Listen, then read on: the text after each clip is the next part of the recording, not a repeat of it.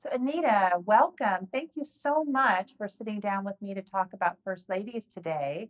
When I thought about who I wanted to do this with, I knew it was you because you have such a strong background, both from experience and also from research as the director of the First Ladies Initiative at American University. But before that, in the White House, now you're the former chief of staff for First Lady Laura Bush. And so I wanted to talk with you about in particular, that office, the office of the First Lady, and how that really got started. Well, thank you very much, Gwen, for having me. I'm really honored to be here and be sitting amongst these beautiful portraits of First Ladies. They help to tell our American story, and it's a privilege to be learning about them and talking about them. But the office of the First Lady, the modern office of the First Lady, as we know it today, we really have First Lady Rosalynn Carter to thank for that. When she came to Washington with her husband in 1977, one of the first things that President Carter wanted to do was establish the President's Commission on Mental Health. It would mirror what he had established in Georgia as the Governor's Commission on Mental Health. That Rosalynn Carter, as First Lady of Georgia, was the chair and deeply involved in the substance. She had a great background and history of working on mental health issues.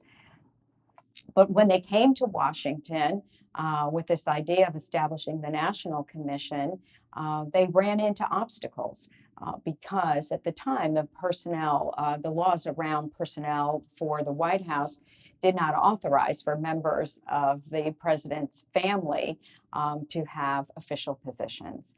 And so, with working with the lawyers, working with the Office of Legal Counsel, the Department of Justice, the actual Personnel Authorization Act of 1977 established a new framework in the White House that established an office of the First Lady, where members of that office were actually considered staff of the president, but assigned to the First Lady's office. She was the first to hire a policy director. She expanded the size of the staff and really worked very closely with the president's office on initiatives that supported his administration.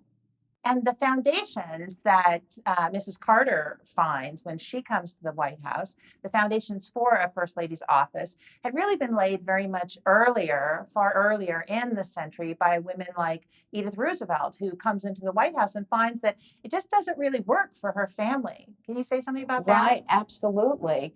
When Mrs. Roosevelt, Edith Roosevelt, comes in with President Teddy Roosevelt, I mean, they have a large family, a large young family. And up to that point, the president's office and his home were all in the same space in the residence of the White House, the second floor, as we know it, above the state floor. It's a beautiful space, but really not large enough to accommodate a large family, as well as all of the president's staff, his office, and all of the people that were coming and going. So Edith Roosevelt had enormous impact on the White House, both how the staff works and how the family lives, because she moved all those staff members and the president out of the residence, out of the second floor. The West Wing of the White House was built at that time. The staff of the president moved over outside of the residence and began to work in separate space. And it allowed, for her family to really have a home. And so all first families that followed really have Edith Roosevelt to thank for changing the landscape, if you will, and changing the environment in which the family could live and have privacy and have space to be a family, have family dinners together and have their own bedrooms and not have staff coming and going, or at least working staff. The other thing, too, as a busy mother with a social obligations as well as First Lady of the United States, she was the first to hire a social secretary handling the planning and the schedule around the social events that come with the job. So she left a mark on both how the family lives, but how the staff works, and how the First Lady really was able to manage the social obligations of the role. Well, and I understand that the social secretary helped out in the portrait that we have on display here. It's a beautiful portrait by Cecilia Bow, and it shows Edith Roosevelt and her daughter Ethel.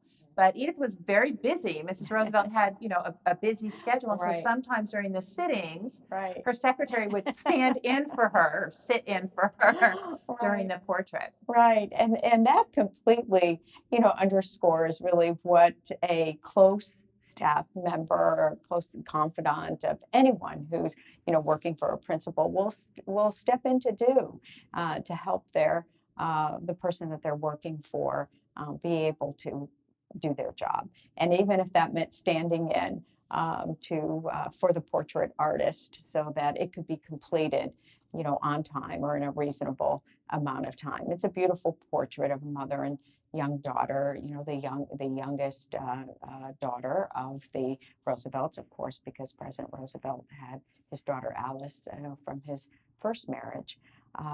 So yes, that Isabella Hagner, who was the social secretary that was hired, was very close to Mrs. Roosevelt and really handled many personal things for her as well as official duties.